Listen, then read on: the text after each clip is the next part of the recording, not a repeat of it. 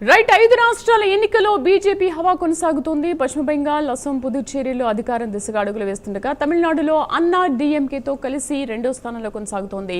కేరళలో కాంగ్రెస్ నేతృత్వంలోని యూడీఎఫ్ భారీ మెజార్టీతో కొనసాగుతోంది. బెంగాల్లో కాషాయ పార్టీ 190కి పైగా సీట్లలో ఆధిక్యంలో కొనసాగుతుండగా అస్సాంలో 95కు పైగా స్థానాల్లో మెజార్టీలో కొనసాగుతోంది. ఇక పుదుచ్చేరిలో సుమారు 20 సీట్లలో రంగస్వామి నేతృత్వంలోని ఎన్డీఏ ఆధిపత్యం కొనసాగిస్తోంది. తమిళనాడు 100కు పైగా స్థానాల్లో టీవీకి ఆధిక్యం కనబరుస్తూ అధికారం చేపట్టే దిశగా కొనసాగుతోంది. దీనిపైన అనలిస్ట్ కటా కార్తిక్ గారు విశ్లేషించుద్దాం. నమస్తే కార్తిక్ గారు. నమస్కారం శ్రీదేవి గారు. కార్తిక్ గారు, అసలు మై యాక్సెస్ ఇండియా అనేది టీవీకే గురించి ఇన్ని సీట్లు వస్తాయి అని చెప్పినప్పుడు ఎవ్వరూ నమ్మలేదు. నిజంగా వాళ్ళు కూడా అదే మాట్లాడుతున్నారు. అటు అనలిస్టులు కానీ, అక్కడ ఏజెన్సీలు కానీ, పోలింగ్ ఏజెన్సీలు ఉన్న వాళ్ళు కానీ, అధికారులు కానీ ఎవ్వరూ కూడా నమ్మలేదు. బట్ ఇవాళ ఈ రిజల్ట్స్ చూసి అసలు మీరే ఆశ్చర్యపోతున్నారు కదా అని అంటున్నారు. ఏంటంటే వాళ్ళ సర్వే ఏంటి? ఇప్పుడు ఇది మా విజయం కాదు, ఇది డేటా సైన్స్ విజయం అని అంటున్నారు కదా. అసలు ఈ సర్వే ఎలా చేస్తారు? ఒక చరిత్ర సృష్టించింది, ఫస్ట్ టైం అటెంప్ట్ చేశారు విజయ్ ఎన్నికల్లో. అలాంటిది ఇంత చరిత్ర సృష్టించడం ఎంజీఆర్, ఎన్టీఆర్ తర్వాత ఒక విజయ చరిత్ర సృష్టించారు అనుకోవాలా? ఈ డేటా సైన్స్ అండ్ ఈ సర్వే పోల్ ఏంటి దీని కథ? ఎస్, మీరు ఎగ్జిట్ 4 రోజు మీరే లైవ్ లో ఉన్నారు. ఆ రోజు యాంకర్ గా నేను లైవ్ కి వచ్చాను. ఆ రోజు కూడా మాట్లాడుకున్నాం. ఆ రోజు చాలా సర్వేలు అయితే విజయ్ కింగ్ మేకర్ అవుతాడేమో తప్ప కింగ్ అయ్యే పరిస్థితి లేదు. అతనికి వచ్చే 10 సీట్ల 20 సీట్ల 30 సీట్ల అన్న కాడ మా ఇది ఉంది, అంటే లెక్కల్లో తేడా ఉంటదేమో తప్ప ఆయన అంతకు మించి ఏమి రావు అని చెప్పి చాలా మంది చెప్పారు. డిఎంకే తిరిగి అధికారంలోకి రాబోతుందని మెజార్టీ సర్వేలు చెప్పారు. కానీ ఆ రోజు నేను చాలా క్లియర్ గా మీతో చెప్పాను, లేదండి విజయ్ ఒక ప్రపంచం సృష్టించబోతున్నాడు. యాక్సిస్ మై ఇండియా వాళ్ళు ఇచ్చినటువంటి సర్వేకి దగ్గరగా రిజల్ట్ ఉండేటువంటి అవకాశం ఉంది అని చెప్పాను. ఇవాళ అదే మనకు కనపడతా ఉంది. కారణం ఏంటి అంటే వాస్తవానికి జంజీ యూత్ మార్పు కోరుకుంటున్నారండి. ప్రాంతీయవాదం మస్కులో ఇంకా ఉండాలనేటువంటి ఆలోచనతో యూత్ లేరు. మీరు గుర్తించండి, గత 15 రోజులుగా విజయ్ సోషల్ మీడియాలో ఒక ట్రెండ్ గా ఉన్నాడు. మీరు గమనించారో లేదో? మీరు అంటే మామూలు సోషల్ మీడియా వాడేదంతా ఎవరు? యూతే కదా.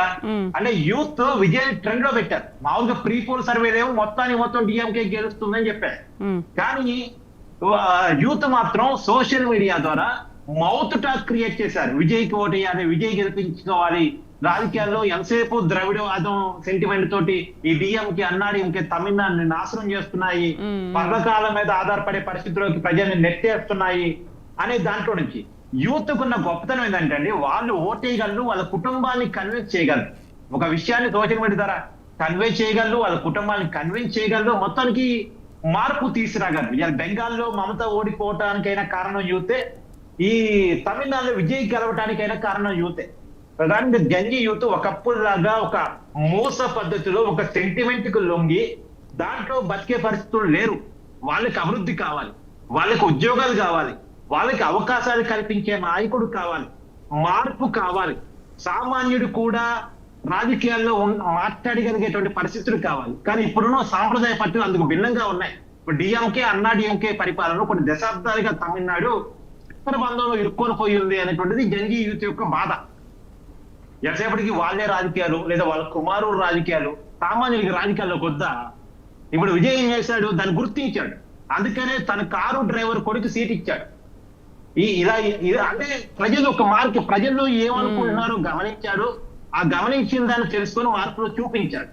దాన్ని జనం రిసీవ్ చేసుకున్నారు. దీన్ని వీళ్ళు ఏది యాక్సిస్ మై ఇండియా వాళ్ళు చేశారు. మామూలుగా సర్వేలు ఎలా ఉంటాయంటే అండి, ఒక ఏరియాలో చేరు, ఒక ప్రాంతం అంటే ఒక వర్గం వాళ్ళని చేరు, అన్ని వర్గాల వాళ్ళని, అన్ని కులాల వాళ్ళని, అన్ని ఏజ్ గ్రూప్ వాళ్ళని. ఇప్పుడు ఎగ్జాంపుల్ ఒక యంగ్ ఓటర్ తీసుకుంటారు. యంగ్ ఓటర్ కూడా సాఫ్ట్వేర్ ఉద్యోగం తీసుకుంటారు, ఒక జెప్టో బాయ్ తీసుకుంటారు, ఒక స్విగ్గీలో పనిచేసే వ్యక్తి తీసుకుంటారు, ఒక పింఛన్ తీసుకునే ముసలాయని తీసుకుంటారు. ఇప్పుడు సర్వే సంస్థ ప్రదీప్ గుప్తా ఏమంటున్నారంటే 18 to 39 ఇయర్స్ మధ్యలో ఉన్న యంగర్స్ మాత్రమే మేము అంచనా వేశామో, ఆ యంగర్సే ఈరోజు విజయ్ని గెలిపించడానికి ప్రధాన కారణం అని అంటున్నారు. అంటే ప్రజల్లో ఆ పల్స్ ఎలా పట్టేస్తారు ఈ సర్వే? అదే చెప్పబోతున్నాను. మామూలుగా సర్వేలు ఎలా ఉంటాయి అంటే ఓటేసిన తర్వాత ఆ ఓటర్ నుంచి చాయ్ షాపుల దగ్గర, కాఫీ షాపుల దగ్గర, పాన్ షాపుల దగ్గర ఈ సర్వే వాళ్ళు వాళ్ళ ఏజెంట్లను పెట్టుకొని ఎవరు ఓటేశారు అని రాజకీయాలు మాట్లాడి ఇండైరెక్ట్ గా సమాధానాలు తెప్పించుకుని ఆ సమాధానం ఆధారంగా వీళ్ళు కోడింగ్ డీకోడింగ్ చేసి, అంటే కోడింగ్ డీకోడింగ్ ఎలా అంటే ఒక ఏరియాలో తీసుకోరు, ఒకే ఏరియా తీసుకుంటే ఆ ప్రాంతం ఒక పార్టీకి ఫేవర్ కావచ్చు, లేదా ఒక కులం తీసుకుంటే ఆ కులం అంతా ఒక పార్టీకి ఫేవర్ కావచ్చు. మరి ఆ కులంలో తీసుకునేది ఆ ప్రాంతంలో తీసుకుని ఈ పార్టీ గెలవబోతుంది చెప్తే ఆ సర్వే ఎప్పుడైనా తప్పైంది. కాబట్టి డిఫరెంట్ ఏరియాలో తీసుకోవాలి, డిఫరెంట్ ఏజ్ గ్రూప్ తీసుకోవాలి, డిఫరెంట్ జెండర్ తీసుకోవాలి, డిఫరెంట్ క్యాస్ట్ తీసుకోవాలి, డిఫరెంట్ సెక్షన్స్ తీసుకోవాలి. అన్ని తీసుకున్న తర్వాత వీటన్నిటి ఒక కాడ డీకోడింగ్ చేసి దాంట్లో నుంచి సర్వేలు బయటకి ఇవ్వాలి. కానీ ఇవాళ సర్వేలు ఎట్టున్నాయంటే అండి, ఇవాళ పోలింగ్ జరుగుతున్న ఒక పక్క పోలింగ్ జరుగుతూనే ఉంటుంది, 5 గంటలప్పుడు పోలింగ్ బూత్ లో ఓటర్ ఉంటాడు, కానీ బయట మేము ఎగ్జిట్ పోల్స్ అని రిలీజ్ చేస్తుంటారు. అది అర్థం కాదు నాకు. ఎందుకంటే వీళ్ళు డీకోడింగ్ ఎప్పుడు చేస్తుంటారు, కోడింగ్ ఎప్పుడు చేస్తుంటారు, ఆ సర్వే జనాల మూడు ఎప్పుడు చేసుకుని ఉంటారు. ఈ సర్వే మూడంతా అంటే ఒక వ్యక్తి తీసుకోరు కదా, ఒక నియోజకవర్గంలో ఒక సర్వే సంస్థ కోసం 15 మంది పనిచేస్తుంటారు. ఈ 15 మంది తీసుకున్నటువంటి సర్వే ఫలితాలని ఒక సిస్టమ్ లోకి ఎక్కియాలి.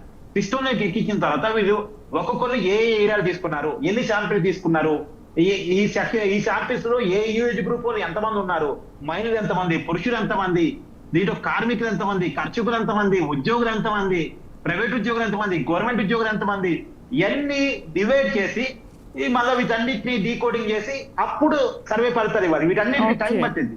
ఒక పక్క 6 గంటలప్పుడు ఓటరు పోలింగ్ బూత్ లో ఉండగా వీళ్ళు సర్వే ఫలితాలు ఇస్తున్నారంటే పోలింగ్ బూత్ లో ఉన్న ఓటరు లెక్కలో తీసుకున్నట్టే లెక్క. వీళ్ళు మధ్యాహ్నానికి సిస్టమ్ లోకి ఎక్కించుకున్నారంటే మధ్యాహ్నం తర్వాత ఓటర్లను వదిలేశారనే లెక్క. ఉదయం పూట ఒక 2-3 గంటల పాటు జనంతో మాట్లాడి ఆ వచ్చిన శాంపిల్స్ ఆధారంగా ఒక సర్వే ఫలితం ఇవ్వటం అంటే తప్పు అవుతుంది. అందుకని మెజారిటీ సర్వేలు ఇప్పుడు ఎందుకు తప్పుతున్నాయంటే అదే తప్పుతున్నాయి. ఏదో ఆ ఎన్నికల మూడుని బట్టి అక్కడ ఉన్న సిచ్యువేషన్ బట్టి వాళ్ళు ఒక మూడు అంచనాలు వేసి ఇగో ఈ పార్టీ గెలవబోతుంది, దీనికి ఇన్ని సీట్లు వస్తున్నాయని చెప్తున్నారు తప్ప, ముందుగా చేసిన ప్రీ పోల్స్ నే ఎగ్జిట్ పోల్స్ గా మారుస్తున్నారు తప్ప రియాలిటీలో లేరు.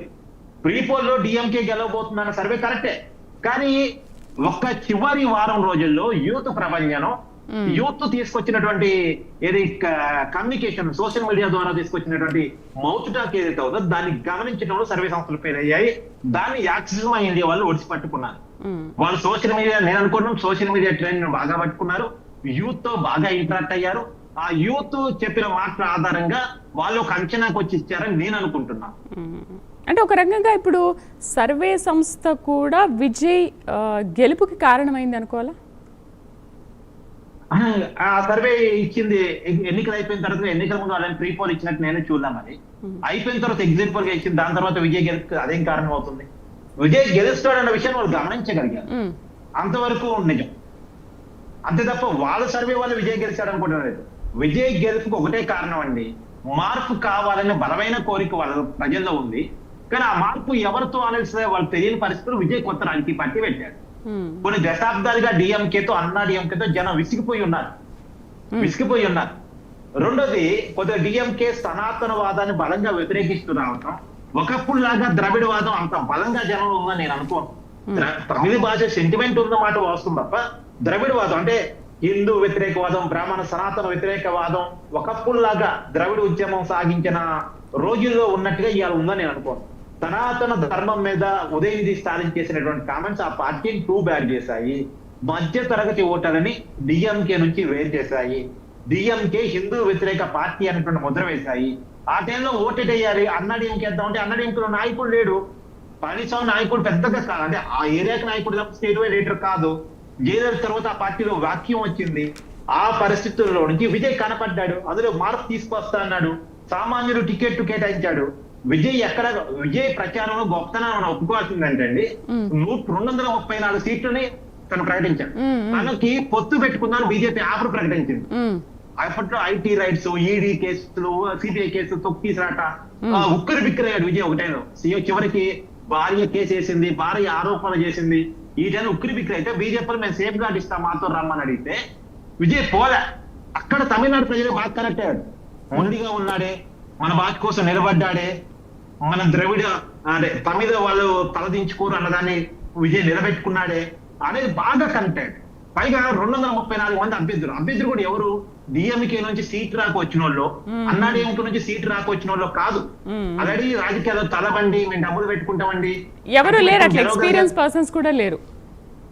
ఎస్, అదే రాజకీయాల్లో ఆల్రెడీ ఉండి ఒక బ్యాడ్ ఇమేజ్ ఉండి టికెట్ ఆశించిన వాళ్ళు కాదు. సొంతంగా తన సిద్ధాంతాలు, తన ఆశయాలు తనతో కలిసి వస్తారనుకున్న వాళ్ళకే టికెట్ ఇచ్చాడు. విజయ్ ఫ్యాన్స్ గా ఉన్న వాళ్ళకి టికెట్ ఇచ్చాడు. ఇది కూడా జనానికి యూత్ కి బాగా కనెక్ట్ అయింది. ఇది కదా రాజకీయాల్లో కావాల్సిన మార్పు. సామాన్యుని రాజకీయాల్లోకి ఎస్టాబ్లిష్ చేయడం కదా కావాల్సిన మార్పు. మనకు కూడా రాజకీయాల్లో గెలవగలగా ఎంతసేపటికి వాళ్ళు, వాళ్ళ కొడుకులు, వాళ్ళ కూతుళ్ళు, వాళ్ళ తంత్రాలు, ఇదేనా రాజకీయం అనేటువంటిది బాగా పడిపోయింది. దాంట్లో నుంచి వచ్చినటువంటి మార్పే ఇలా విజయ్. అందులో తమిళ రాజకీయాలు జయలలిత చనిపోయినప్పటి నుంచి ఒక నిస్సహాయ స్థితిలో ఉన్నాయండి. ఎవరిది అన్నాడు ఇంకే పార్టీ అంటే, నేను జయలలిత సర్వీస్ చేశాను కాబట్టి నాది అంటది శశికళ. అదేదో జయలలిత మేనర్ నేను కాబట్టి నాది అంటాడు దినకరన్. లేదు ఆమె కుర్చీలో నుంచి లేస్తే కుర్చీలో కూర్చోకుండా పక్కన కుర్చీ వేసుకొని కూర్చున్నాను కాబట్టి నాది అంటాడు పన్నీర్ సెల్వం. ఇదంతా కాదు, నాకు జనవస్తుంది కాబట్టి కొంతసేపు హోల్డ్లో ఉండండి. బీజేపీ రాజ్యసభ ఎంపీ లక్ష్మణ్ మాట్లాడుతున్నారు, లైవ్ లో చూద్దాం.